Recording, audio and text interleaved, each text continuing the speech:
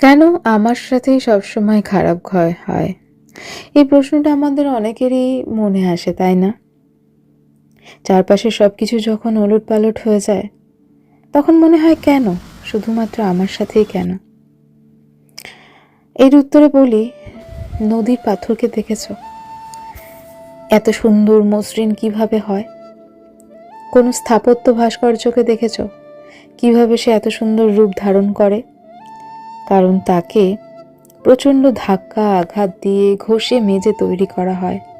আমাদের জীবনের যে আঘাতগুলো আসে, যে খারাপ পরিস্থিতিগুলো আসে, সেগুলো আসলে আমাদের দুর্বল করতে আসে না, সেগুলো আমাদের পালিশ করে আরও স্থাপত্যের মতো সুন্দর রূপ দিতে আসে। তাই আজ তোমার জন্য যেটা কঠিন মনে হচ্ছে না, সেটা তোমাকে রূপান্তর করতে এসছে। এটাই তোমার ডিভাইন মেটামরফোসিস।